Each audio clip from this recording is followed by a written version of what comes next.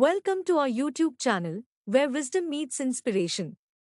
In this channel, we share valuable insights to help you become the best version of yourself. Om Ram Rameti Rameti Rame Rame Manorame Sahasranama Tattulyam Ramanama Varanane. This Ramayana always thrills me. So I really don't know what to speak about it because Sri Ram and Mother Sita are Bharat Atma. They are the Atma of our culture, our spiritual heritage. The ideals which they portrayed. It's always a joy to think of that, and it gives you, it's beautifully put in the Vaishnava scriptures. Swadu Swadu Pade Pade. Every time you read the Ramayana or hear of the Ramayana, it refreshes your mind, gives you so much peace, gives so much sweetness to your heart, because it is such a sattvic drama. The entire Leela of Sri Ram and Mother Sita, it is very sattvic. It's not like Mahabharata. In India, they don't keep that Mahabharata, and it's forbidden to read Mahabharata in the evenings in homes. But Ramayana is always welcome. I was so surprised when I was in South Africa for some time, in Durban. So a whole lot of Indians there, they have a shrine room, very beautiful, and the Ramayana is worshipped there. When they left India and came to the sugarcane plantations in South Africa to work there, they only carried the Ramayana with them. The Ramayana is our strength. It is our emotional intelligence. It is our relationship psychology. It is the essence of life. So I am so happy to see all these youngsters singing Ram Nam. In India, you have to rope them and bring them in somehow, sometimes to do all this. The thing is, you are doing it so spontaneously here and with such inspiring teachers around you. It fills my heart just to come to this place. This is a real punya bhumi. This is a huge karma yajna going on here. And without the blessings of the Holy Trio, this cannot happen.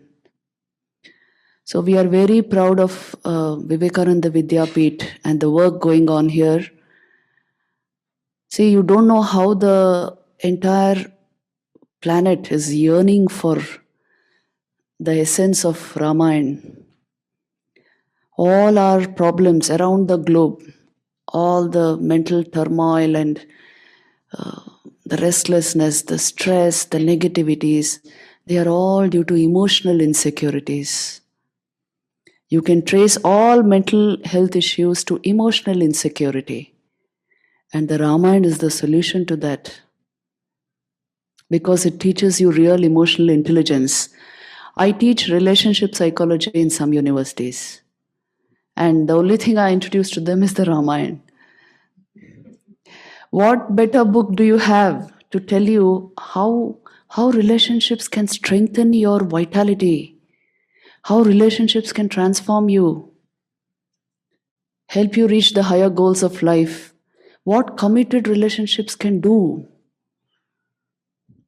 4 people working as one man. That is a relationship. So you can learn all these things best. The secret of emotional intelligence. There's so much research today on all this. You don't require $1 million research to understand the value of, committed relationship. You just read their lives, get inspired by that. It will come into your life. The Ramayana is a real savior of humankind.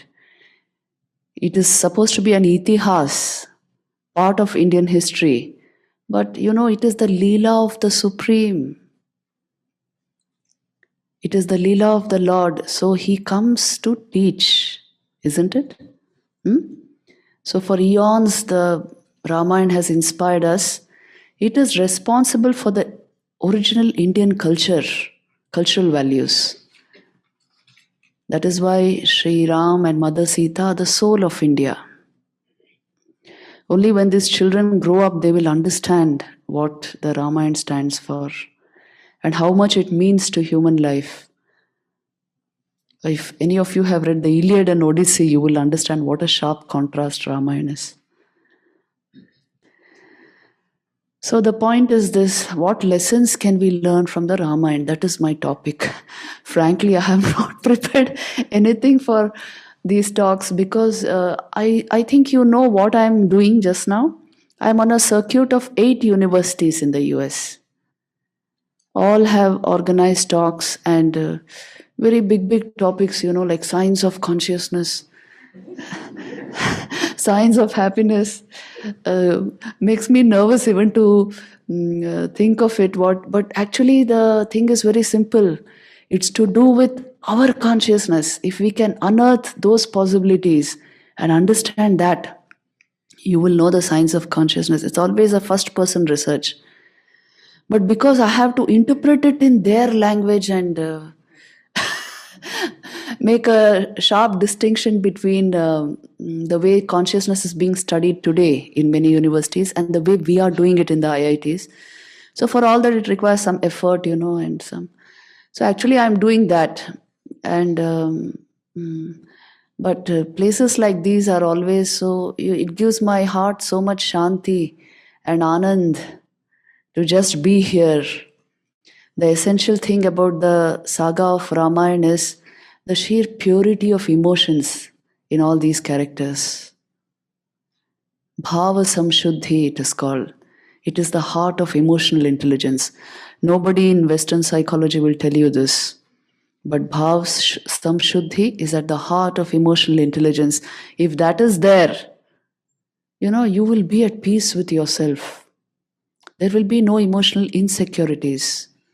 So it's a very positive, elevated life that you will lead. And these characters, the Rama Leela is about this. How to instill this into our hearts. Look at the life of Sri Ram. Right from his birth. It is he's the very paragon of virtue. The epitome of the highest values, you can say. Right from the beginning like that. He's Maryada Purushottam. Always respecting the position of others. Always bowing down in humility before others. And yet, completely strong and complete in himself. If you have to understand Sri Ram and why he was so stern about his values and why he took the decisions he took, you will have to understand something of his early youth. I can tell you a few experiences here because we study the different Ramayans and also we try to see the tattva there. What is it that we are worshipping? Whom are we worshipping and why? So you see, this Sri Ram has now come to the palace after completing his education. He was in the Kurukul for so long with his brothers. And the mothers are so keen, all the 3 mothers, that now Sri Ram is in the palace. Everyone wants to serve him. Everyone wants to be around him. Because he has a divine glow in his personality. It's unmistakable. And he's such a sweet child for them. Always so respectful, so kind, so polite, so helpful to everyone. But you know how they find Sri Ram after he comes home to the palace from after his education? They find him aloof. Yes, that's how it's depicted. They find him introverted. He goes into his rooms and doesn't come out easily. And everybody is left wondering that this young man, now he's a young man, but he's always for the people, for the family. What happened to him now? Why does he keep this distance from us? And then Dasharath is very concerned. What has happened to the crown prince of my kingdom? So he sends Vashishta. Go and find out what has happened. Please, he's the family preceptor. And then there is this beautiful conversation between Vashishta and Sri Ram, the young Ram, 16-year-old. So Sri Ram says that I don't find any taste for this world because I have found my joy in meditation. I have found that Parabrahman in my heart. See, he is the avatar, born with a divine consciousness. So he is directly in touch with that now, and he says, that's why I don't see meaning and joy in this world. So how will I connect with it? How will I relate with it? I would rather live the life of an anchorite. I would rather be a sadhu. Because that comes natural to me. And so tell me, please advise me what I should do. There are so many expectations from me. He's the Shion of that race. And people are just waiting to have him crowned king. But his mind is elsewhere. And then Vashishta tells him, tell me this much, O Ram, is the world apart from God? Is the world apart from Brahman? You want to dive into God consciousness? Do it while fulfilling your duties in the world. That is your path. You have come for that. So there is a long dialogue. He doesn't agree easily, Sri Ram. That is what is called the Yoga Vashishta. Little of this Yoga Vashishta you must understand to understand the mindset of this avatar, Sri Ram. Why he was so detached, so adamantly, adamant about his values, and how he lived that great life of detachment in the midst of all that turmoil in the palace and outside the palace. How he held on to the highest ideals. What gives the strength to hold on to our ideals? This is what you can learn from Sri Ram. It is the spiritual consciousness. It's not just about, a goody-goody life. It is about knowing that the highest life is the life lived in God, and that is why values in personal life. Values are not because, there's a police out there to make sure we have values in our lives. No. Values are because they unfold my higher consciousness. So the spiritual background is what gives us this. See, that is why always religion was associated with values. But now we have messed up with a whole lot of things, and even in India, our young people don't see the relationship between religion and values. But it was always like that because it is on the spiritual consciousness that values blossom. Isn't it? Tell me. So that is why this is what you get from the Yoga Vashishta. Sri Ram says, I want to live in God consciousness. And Vashishta tells him, my son, then live the life of your dharma, and it will unfold the highest consciousness in you. You will live in touch with your real nature. You are Brahman. You have come as the avatar. Of course, he doesn't use the word avatar. Vashishta treats him like a student. But this is what he means to say. That you have come with a purpose. Fulfill that purpose. And yes, the Ram saga was for a purpose, isn't it? It was to establish righteousness on earth. So we have nothing to worry, the Sanatana Dharmis, because our Lord has assured us, I will come again and again. I will come again and again, and I will make sure that dharma is established and adharma is uprooted. This promise is there in the Bhagavad Gita. Can you tell me the shloka? Yada yada hi dharmasya glanir bhavati bharata abhyuttanam adharmasya tadatmanam srijamyaham paritranaya sadhunam vinashaya cha dushkritam dharma samsthapanarthaya sambhavami yuge yuge. I will come again and again. See, this is coming again and again. So let us only connect with these values. Sri Ram's life, this is what it shows us. In everyday life, how to hold on to all this. Did he pass through any less turmoil? Tell me. Hmm? Oh my God. If you think of it, really, just the night before he is going to become the crown prince, going to become the Yuvraj, what a lot of turmoil in the palace. Hmm? And so many forces working. And it's really amazing to think how that old woman could influence Kaikeyi like that. Manthara, she spun so many things, and how she could affect her brain. Kaikeyi, who loved Sri Ram so much. So anyway, all that happened, and then suddenly, a turn of events. The next day, Sri Ram is ready for the forest life. And the beautiful exchange of words that takes place there, it's really so heartwarming, because to each person how Sri Ram approaches and how convincing, how he convinces them that this is my dharma at this moment, because I have to keep my father's honor. He made the promises, I have to honor them. See, if our father has debts, I have to fulfill them, isn't it? So if my father makes promises, I have to honor them. So it's my responsibility, mother, bless me that I may do this. And his was the heart of a tapasvi. So the forest life appeared very nice to him. It was not exactly like an adventure or outing, more dangerous than that.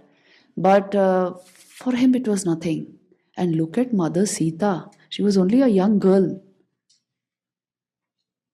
And readily, the dharma of my husband is my dharma. See, this is a very important thing about Indian culture. If you can keep your family together through all these bonds, you will work, your vital energy will get enhanced automatically, because emotional security is ensured. That is the value of the Ramayana. If you can work as one man, a family is supposed to be the basic unit of society, isn't it? If you want social stability, the family has to be stabilized. I don't want to give you all the ugly statistics of how family is crumbling in so many nations. Oh my God. But that is the cause for emotional insecurity. When you don't find faith in the family itself. One day, one youngster was arguing with me, This IITians, they very argumentative. So one youngster, some such point came up and he started arguing with me that, Mataji, marriage is not necessary. It is a big issue. It's a big problem in so many societies. So I told him, look, if your dad had decided that marriage was not necessary, where will you be? Where would you have been? And you want to do this for the next generation. How can you even think like this? Marriage is not necessary. See, if these relationships crumble, our emotional intelligence will be strongly threatened. If your emotional intelligence is absent, don't think any other intelligence will flourish. Even the IQ will plummet down. You can be sure of that. Because if your emotions are not stable, if they are not sweet, you just lose the feel for anything. Life will not feel good anymore. So the whole idea is to make sure that these things work. And how do we make sure of that? The Ram ideal, the Sita ideal. Take it as a sacrament, take it as a sacred bond, respect it, and see that it works. Make sure of that. You will make sure of emotional intelligence for yourself and your family. This is relationship psychology. They are teaching all sorts of things, with relationship psychology. But I'm telling you, this is the heart of evolving human evolution. If this is not there, how different will we be from animals? Tell me. Hmm? So, to be able to handle and ennoble our entire system, our emotions, our vital energy, that is what a relationship is meant for. And committed relationships will enhance your vital energy, will augment your spiritual evolution. Uncommitted relationships will not do that. They will deplete your vital energies. So, what's the point? So, the Ramayana saga is actually showing you how to strengthen relationships and what are the elements there which you should strengthen. The feeling of respect, the feeling. Look at Sri Ram's dealing with everyone. And look at Mother Sita's sensitivity when it came to every incident, any incident of their lives, you see. There is this beautiful incident when they were crossing the Ganga, and you know that Guha who was taking them, and there was a helmsman to that boat. So they were taking them across, and suddenly Sri Ram realized he has brought nothing to give them. He left everything and came, isn't it? He has only his cloth, and they have nothing with them, and these people are taking them across the river. What should I give them? Sri Ram just thought of it. Immediately, Mother Sita, who was sitting right in front of him, she saw his face and she could know what was happening in his mind. So she knew what he was thinking, and she slipped her diamond ring into his hand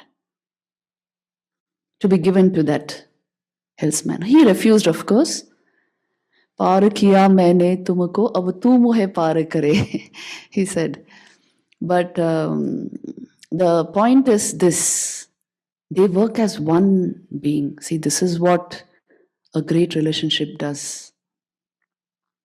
So, like this, there are so many beautiful incidents. Everything is beautiful about the Ramayana. There is not a single episode which will not touch your heart.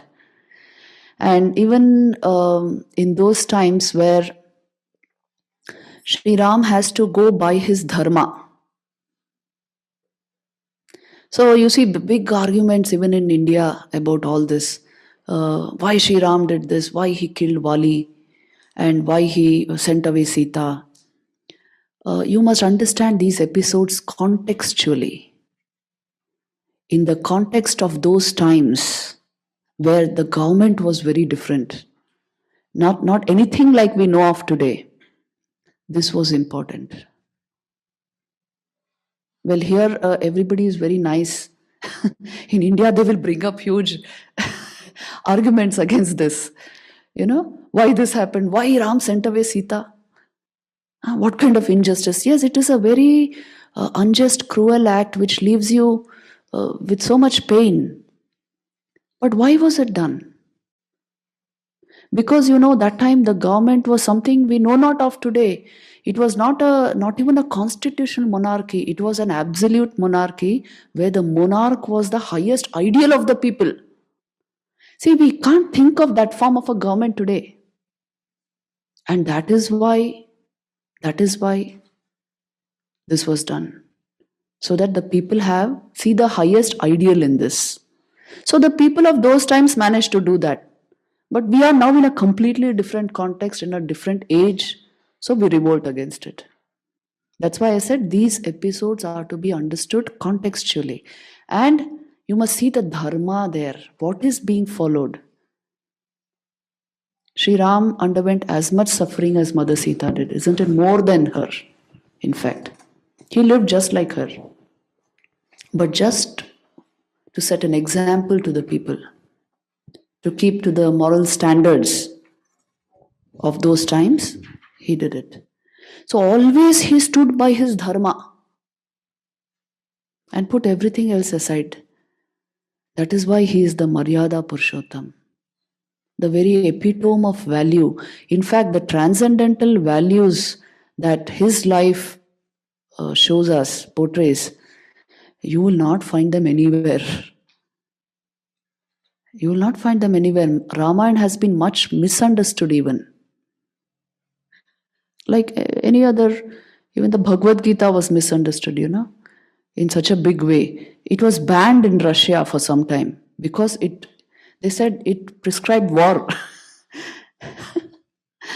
Krishna was asking for war. So, like this, you can misunderstand some things about this, but that is why I told you just understand it contextually. And the commitment to dharma, the commitment to these values, this is what gives man inner strength, isn't it? Have you heard of that saying, dharmo rakshati rakshitaha? Dharmo hantaram hanti and dharmo rakshati rakshita. Again, it's from the Ramayana. It means dharma destroys one who destroys dharma, and dharma always protects one who protects dharma. So you see, their lives demonstrate this. When you protect, what is dharma? Duty. It includes duty, righteousness, what you ought to do in any particular situation. This was the one word unofficial constitution of India for centuries, this word dharma. Mera dharma kya hai? To know this. Not what I like. What I like and what I don't like. Not that way. What I ought to do. What is right for me to do in this particular situation. This is the idea. This is dharma. So, the dharmic life ensures inner balance. It ensures spiritual evolution. It ensures deep calmness of mind. The highest, your intelligence will sparkle if there is the touch of dharma in your life. Otherwise, it will become, you will even look dazed. Yes, there are people who are double PhDs, but that look on the face is, they're confused. Without dharma, intelligence does not sparkle. It won't work because the emotional intelligence is not working there. So, the emotional intelligence is the way to spiritual intelligence. So, the Ramayana is actually teaching us the highest level of intelligence through all these incidents. Take up Sri Ram's relationship with the different people in his family, even with his enemy. How he treated his enemy after Ravan's death. He gave him all due respect. Ravan was the only Brahmin in the drama. Yes, these were all Kshatriyas. So he gave him the respect that they would give Brahmins. The last rites were performed accordingly. And then he went he went for austerity actually, because he had killed a Brahmin. Brahmacharya, they say. So full respect to everyone. And Mother Sita, when she was in Ashokvan, she was surrounded by those Rakshasis. And they threatened her and did all sorts of things with her. Once she was released after the death of Ravan. She was asked, Mother, Vibhishan came and he was going to be the future king. He told her, Mother, forgive us for what we have done to you in Lanka and tell us what you would like us to do with these people who have tormented you. And she said, don't do anything to them. Leave them untouched, because they only did what their boss asked them to do, what Ravan asked them to do. This was Mother Sita, the epitome of forgiveness, love, fortitude, resilience, purity. She always put her dharma in front, everything else. And you see, she was like a shadow to Sri Ram, never asserted herself, because she knew who he was. In India, they joke, Ram ke liye Sita theek hai, they will say, which means you can be a Sita before Sri Ram. Can you be Sita before Ravan? So Sita knew the nature of Sri Ram, so she was always supportive, subservient to his decisions. It is not weakness, it is strength. Please see. When you understand dharma, you become strong from within, and you can readily obey. So Sita's acceptance of Sri Ram's decisions are a sign of strength, not weakness. She was strong in her dharma, and so she accepted his decisions. It's a very, very subtle sattvic drama, saga, the Rama Leela. Only one who will dwell on it, meditate on it, will understand it. Sri Ram's life is meant to be meditated upon. Thakur used to say, one should be like, a devotee should be like Sita before Sri Ram. Our relationship with God should be like that. Completely surrendered, because you are in front of God. So you see such beautiful sentiments and emotions in the Ramayana that even a little bit of it, it is like Amrit. It satisfies you completely. In fact, nothing can match the Ramayana. No scripture on earth gives you the prashanti which Ramayana leaves you with. At the end of the story, it is all about, you can just worship these characters. You can't do anything else. The avatars always come to show us the highest ideals, and Sri Ram's life actually shows complete commitment to dharma, dutifulness. See, this becomes very important today. So many youngsters are here, but tomorrow when you enter real life, another family, your jobs, you will see dharma becomes very important there. The kind of attitudes you keep, the relationships you have with everyone around you, that is going to determine your future. So let us learn from this. One who has grown up with these and imbibed these values will be safe, will be happy. So Ramayana has guided our culture for centuries, and it is up to us how we preserve this, how we understand this. There is joy even in pain if you are established in dharma. And there is pain even in joy if you are without dharma. Am I right? Sita experienced the highest bliss. Don't think she was weeping and forlorn. And when you are established in dharma, the outward circumstances may appear painful, but your heart is at rest. So the entire saga of Ramayana leaves you with a very beautiful feeling within yourself. This is all I can say. My salutations to Sri Ram, Mother Sita, and I pray that they give us the intelligence to understand their lives, and they inspire us with the values which they stood for. If Ramayana is with us, all the strength of the universe will be with you. And without the Ramayana, the essential thing about human life is not there. That is the glory of the Ramayana. Om Kujantam Ram Rameti Madhuram Madhuraksharam Aruya Kavita Shakha Vande Valmiki Kokilam.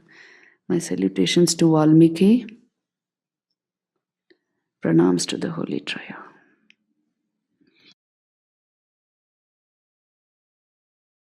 So Mataji, most of us know here that Holy Mother is nothing but Sita Mata.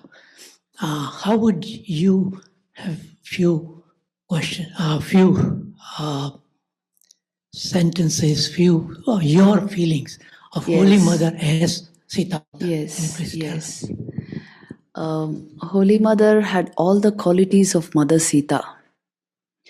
You see her life when she comes first to Dakshineshwar as a young girl. You see, they were married at a very young age. She was only 5 when she was married. But when she comes to Dakshineshwar at the age of 18 for the first time to meet her husband, what does Sri Ramakrishna ask her?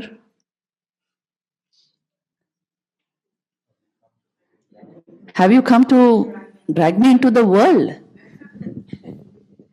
Now, this is a shocker, isn't it, for many women?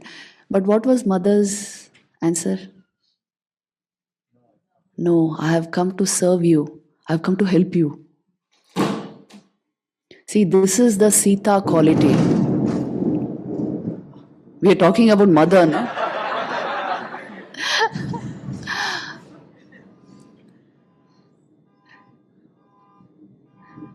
So this was mother's bhav. It was the bhav of Mother Sita also. They were the very epitome of purity. See, this is what keeps things together. This is what earns respect. This is an element which you should not discard. Because today, even in India, all these questions crop up. Oh, no matter how I am, I should be respected. Respect is a quality that comes from the heart. You can't train yourself to be respectful. It is the glory of the personality in front of you that makes you respectful, isn't it? So then for that glory to be manifested, this quality is absolutely essential. Chastity, modesty, purity. They were the embodiment of that. Both Mother Sita and Mother Sharda. So many things are similar in the two of them. In fact, Mother Sharda once said, she saw the shivling and she said, it's just as I left it. Yes, Rameshwaram. Now she sort of remembered her past birth and said it. And Mother Sharda's forbearance, all kinds of people around her, isn't it? Huh? Half crazy, full crazy. People who, oh my God, all sorts of people, but how she dealt with them. Her forgiveness, her forbearance, her that ambiguity tolerance, what we say today, all superlative qualities. And how she manifested, how calm she was, completely surrendered to the Ramakrishna ideal. This is all Mother Sita's traits, the same mind. That's why, Sri Ramakrishna said, Tini ki kom ga, tini amar Shakti. Is she any less? She is my Shakti. Only here, in Mother Sharda's avatar, it is a manifestation of Saraswati, knowledge. Thakur said that. She is Saraswati. She has come to impart knowledge. We all come from Sarada Math, remember. So the point is this, that every avatar comes to show some special ideal. The need of the age, the avatar fulfills. Mother Sita, at that time, that ideal was very important. It was how important that ideal was at that time, you will know when you see the future history of India, when we were under the invasions, when the family system could have crumbled, the culture could have been destroyed utterly. It was only these ideas that kept our families together, that preserved our cultural values, that preserved the family as an institution. How our women have sacrificed, behind every successful man there's a woman. Behind every successful child there's a woman. I mean, any child which manifests anything great, there's the mother behind it. So our women have contributed immensely because this Sita ideal was there in front of them. This is how I have to be. Always this was the blessing given, that be Sita. The mantras of the marriage ceremony have this, that as Sita was before Sri Ram, you will be before. So this keeps the family together. This is so very important for a society to be stable. So Mother Sharda showed all this in her life and more. She embodied knowledge. If you actually read Mother, what she has said on spiritual practice, they are very, very, it's the summary of the spiritual life. It's the last word you can say about it. In very simple terms, she will say it. You know how she describes Brahma Vidya, the knowledge of Brahman. She says, what happens as a result of realization? Do you get two horns? No. You see the same being in everyone, even in the dome, which are those tribal people there, you know. You will see the same being in all of them also. Like this, in very simple terms, she is telling us what Brahma Vidya means. You see the essence of every being. So Mother Sharda really embodies knowledge, the highest knowledge. And her life is very, very similar to Mother Sita's. Once one person came to us, in Sarada Math and told us, I feel sorry when I read the life of Mother Sharda. And she missed all that a woman could have in life. I said, well, is that her version or your idea? Did she ever say, I'm so sorry, I'm so sad? She said, a picture of bliss reigns in my heart, and it always overflowed and inundated those who came close to her. What makes this possible? Tell me. They lived in the spiritual consciousness. They can never be sad. They lived in God. They are God. So the point is this, you must understand the inner consciousness of the person. Mother Sharda and Mother Sita are not different.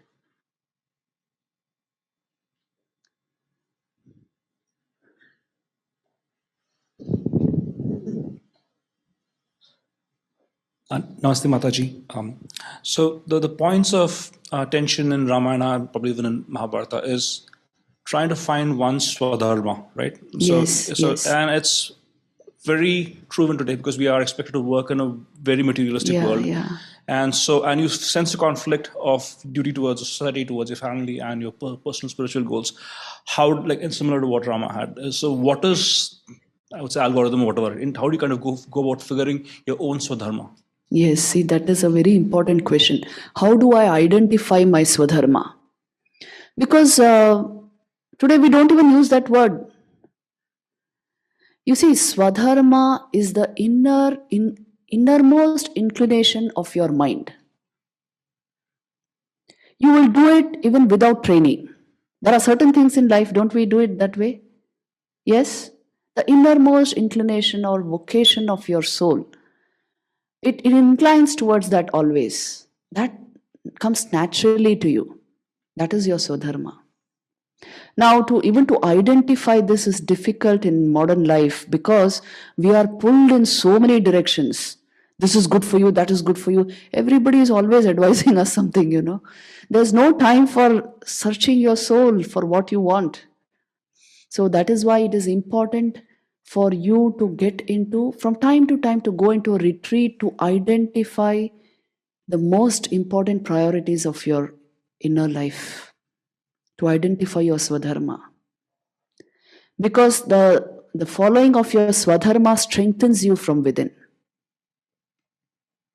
Isn't it? When you know your swadharma, you will do your work selflessly, naturally, spontaneously, because it comes natural to you. And then swakarmana tamabhyarcha siddhim vindanti manava. Your karma becomes karma yoga. But if you are confused about your swadharma, and this is happening in so many young people, they want to do something, but they are being forced to do something else. So then the energy is lacking. So it's good to go into short periods of retreat and identify the inclinations of your heart and go by them. Because your heart will never lie to you. Your mind can make up things, but your heart does not lie, isn't it? To identify that, you require silence and stillness. So swadharma can be identified.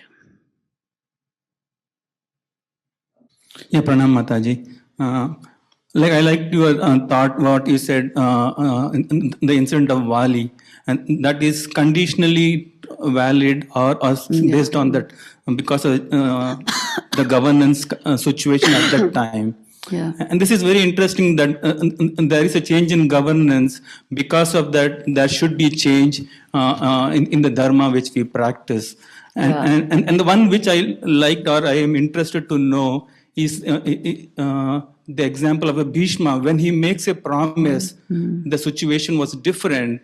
And when there was a war, the situation was different. Yes. And there is a change in the situation. Yes. So sometime I feel Bhishma should have broken his promise in the end, says, it's okay for me to go to hell by making this promise, but I will do holiness to the society and I will save many families and the world will prosper. Many families will stay together. Many people will be alive. Only one person going to hell is nothing wrong. So this is my thought. So I just wanted to know your opinion on that. Yeah. Your thought is Krishna's thought. During the war, Krishna tells him this because, at that point where Arjun is actually not hitting him because, after all, he's the grandsire, no? He's not hitting him, killing him. Then Krishna gets furious and he jumps down from the chariot and comes to Bhishma and says, I will kill you. I will kill you because don't think you are a dharmic person. No, you are not. See, to Bhishma, he's saying this. Bhishma is supposed to be the very dharmic guy on their side. But he says this, that, do you know why you are not dharmic? You saw only the small picture, my woes and my particular thing. I won't pay attention to anything else. Even when so much of adharma going on around you, you never raised a word. Does anybody support a chair or do you support the person on the chair? Just I will support the chair, no matter who sits. What kind of dharma is that? So he says, you have been so indecisive, and that is why adharmic, and that is why you deserve to be killed, and I will kill you. And then Arjun again jumps from the chariot and says, no, I will kill him, don't worry. So it is, what you said is right. Many times, we don't see the big picture. Our little things we caught up with that. So sometimes you even have to relax many of your, whatever you have willed for the greater good. And if you go by only what I think and I feel and I have willed, you will become a small person. That is why, seeing the big picture and the larger context is very, very important. Then you will understand your dharma changes in that context. So we must have the intelligence to do that. This is a very important part of... Then later on, Bhishma gives this advice to Yudhishthir in that Bhishma Parva, no? You're right. So are we done? If Mataji, if you would like us to conclude, there are more questions, but that could go on for a very long time. So it's up to you. Okay, we can take one or two more. One or That's two more? okay. Okay. Yeah.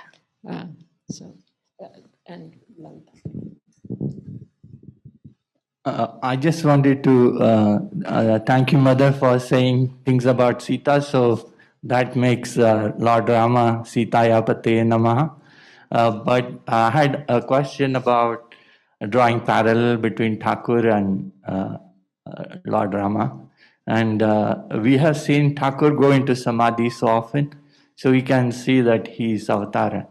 So what are the signs clues we can take that Lord Rama was also an Avatar, other than Sita Patenam?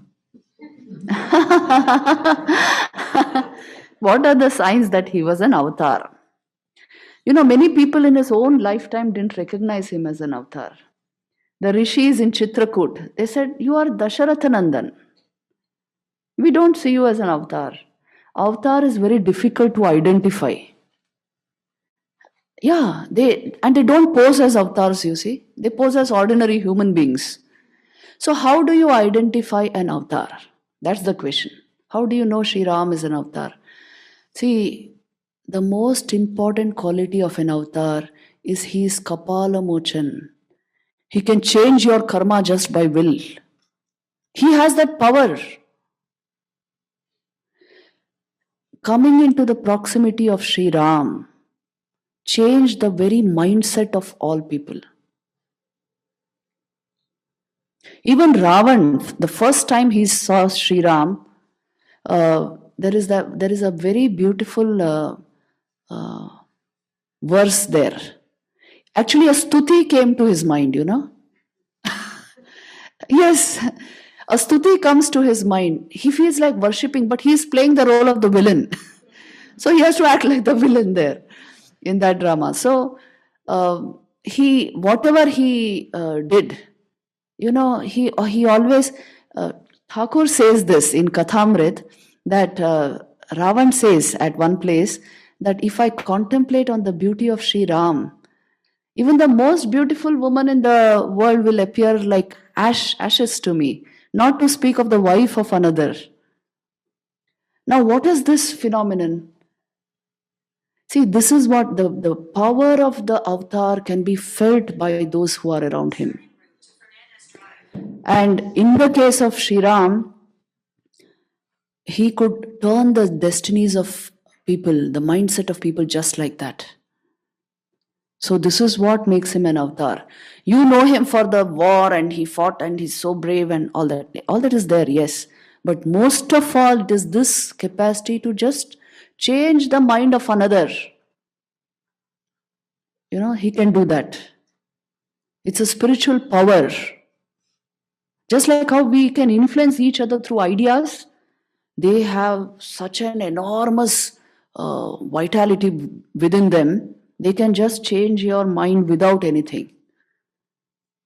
So this is what is the important characteristic of an avatar. Also, he shows divine manifestation. He shows divine qualities which are not found ordinarily in human beings. Yes. Yes, his influence is over generations. It's not just for his lifetime. See, even today we are worshipping him. Such an inspiration. But yes, there are people who can't recognize avatars. Even in Thakur's own time, the officers in the temple garden, you know what they would call him? Chota Bhattacharya, Pagal Bhattacharya. They would call him like that.